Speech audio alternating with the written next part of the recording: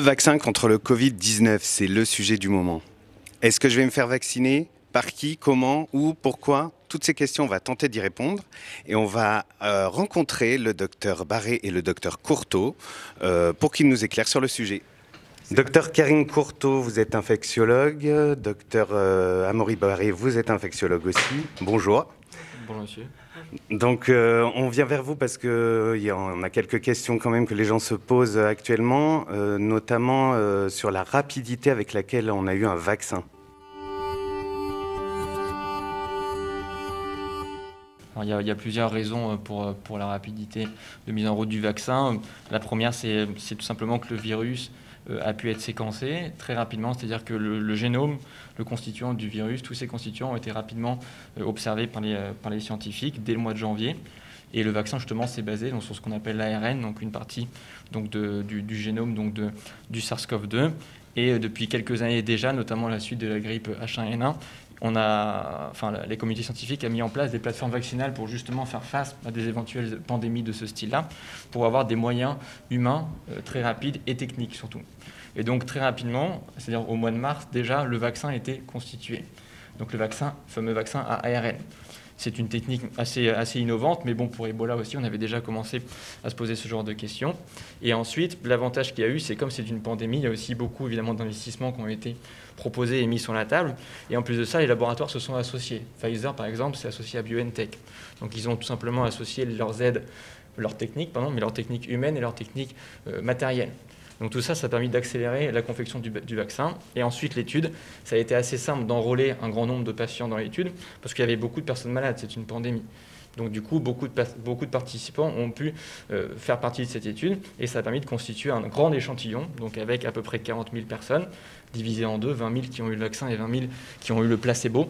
Et c'est tout cet aspect-là de la vaccination qui a permis d'avoir des résultats rapides, c'est-à-dire significatifs sur le plan statistique. Plus on a de personnes qui sont dans une étude, plus on a de chances de dégager un résultat qu'on considère comme étant bon. Voilà les principales lignes, je pense, de cette rapidité d'arrivée du vaccin. D'accord, et du coup on parle beaucoup d'ARN messager, donc les gens ont du mal, on a du mal à comprendre ce que c'est que cet ARN messager.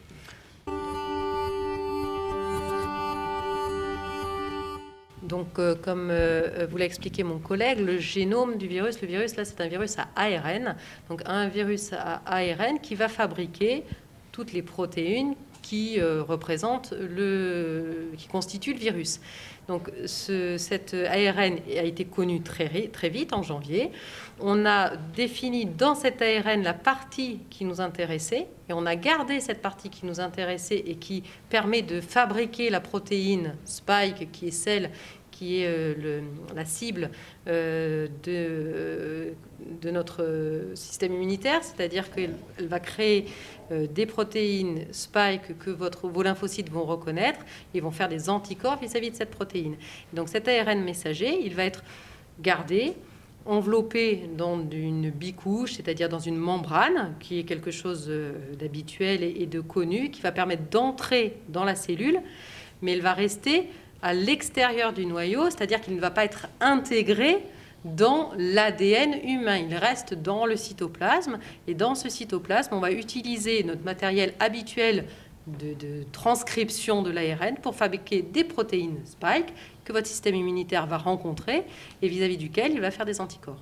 D'accord. Et comme il ne rentre pas dans le noyau, il va être très vite... Il va être très vite éliminé. Voilà, c'est ça. C'est-à-dire qu'il va être utilisé, transcrit et éliminé. Donc plus de traces après de... Aucune trace après.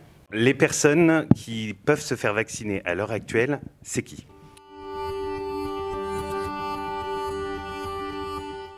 Alors, au moment où on parle, les vaccins sont dispensés en EHPAD, donc dans les collectivités de personnes âgées, et pour les personnels soignants de plus de 50 ans et ou, c'est-à-dire des personnes éventuellement plus jeunes, mais qui ont des risques de faire des infections SARS-CoV graves, c'est-à-dire qui ont des problèmes d'hypertension non contrôlée, d'insuffisance rénale, d'insuffisance cardiaque, enfin des pathologies qui les rendent très fragiles.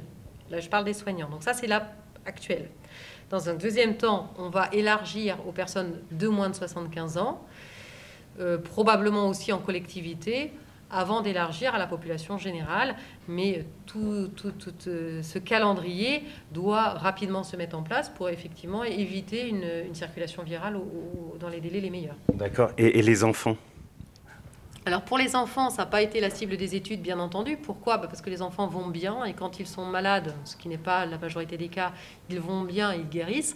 Donc en fait, il a urgence à protéger les gens qui vont mourir, entre guillemets, ou qui vont faire des formes graves. Donc on vaccine d'abord les plus vulnérables et après on va faire une espèce de barrière à la circulation virale avec la population un peu plus jeune, mais toujours celle qui fera probablement des ennuis plus que les enfants. Ok, d'accord. Donc c'est pour ça qu'on a commencé par les personnes plus âgées. Oui. D'accord. Alors par contre, au niveau des effets, voilà, j'arrive, je me fais vacciner. Qu'est-ce qui se passe? Au niveau du point d'injection, par exemple, il peut y avoir des petits effets, des rougeurs, j'imagine, ou des... Les effets indésirables de toute vaccination, inhérents à chaque vaccination, quand il y en a, c'est des douleurs au point d'injection, comme n'importe quel produit qu'on peut vous injecter par voie intramusculaire. Il s'agit d'antibiotiques, d'antalgiques ou quoi que ce soit. Donc ça, c'est une douleur qui peut apparaître en général, qui est très fugace. Il peut y avoir des rougeurs aussi au niveau du point d'injection, ça peut arriver. C'est surtout ce qu'on retrouve au niveau local. Après, sur le plan général, certains patients peuvent présenter des maux de tête parfois, des nausées, ça dépend en réalité, mais la plupart du temps, il n'y a pas énormément d'effets indésirables. Parfois un petit peu de fièvre, mais tous ces effets entre guillemets secondaires, ils font souvent suite à la stimulation de votre propre système immunitaire, qui en fait se met en marche justement, et c'est plutôt un bon signe. Ça veut dire que le vaccin fait son effet. Ils sont souvent éphémères, ça ne dure pas très longtemps, 24-48 heures. Et dans la dernière étude, en tout cas sur le vaccin ARN, c'était une très faible partie de l'échantillon, à peu près entre 3 et 4% maximum.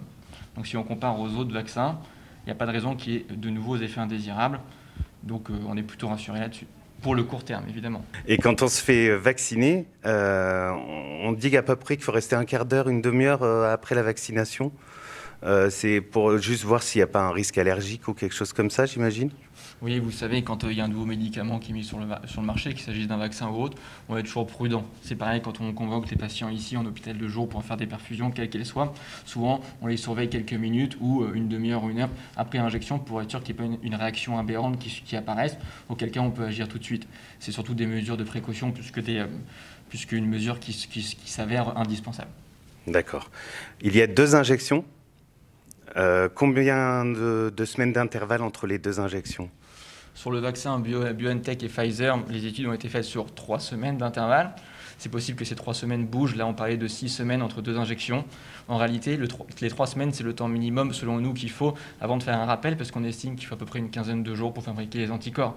Donc ça ne sert à rien de vous faire une deuxième injection au bout du 10e jour, parce que vos premiers anticorps qui sont censés apparaître après la première injection, ne sont pas encore là. Donc la logique, ce serait au moins 3 semaines ou plus. Mais est-ce que ça veut dire que dès la première injection, on peut déjà être un petit peu protégé?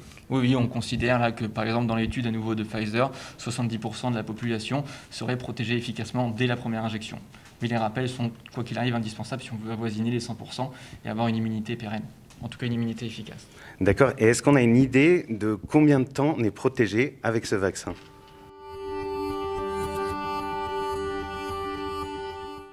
Pour l'instant, non, pour plusieurs raisons. D'abord, on n'a pas le recul nécessaire.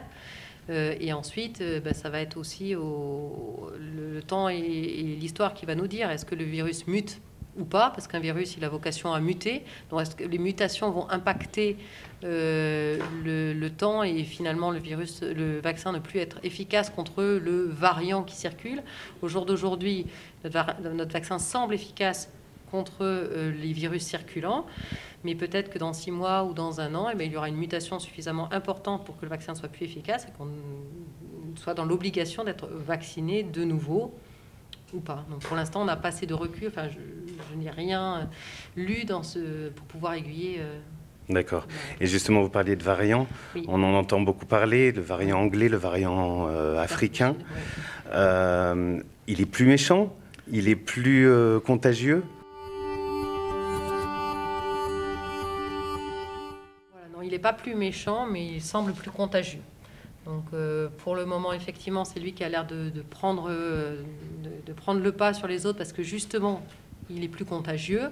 Après, en termes d'agressivité, on n'a pas l'impression qu'il soit plus agressif, mais il se transmet plus facilement. Donc s'il est moins agressif, s'il n'est pas plus agressif, le vaccin reste efficace même avec ce variant. Alors, c'est On pas sait ça pas le trop. problème. C'est-à-dire, c'est pas parce que je suis méchant que je suis efficace, enfin, que mon vaccin est efficace ou pas. C'est juste qu'a priori, la mutation ne semble pas suffisamment impacter Spike pour que nos anticorps ne soient pas efficaces. Mais là, c'est encore quelque chose de nouveau, donc peut-être que je dis une aberration. Mais au jour d'aujourd'hui, on a l'impression quand même que notre vaccin est efficace. Donc très bien. On verra ça à la longue alors. C'est ça. Mais merci beaucoup. Merci pour vos réponses. Je vous en prie. Merci. Bonne journée. Au revoir.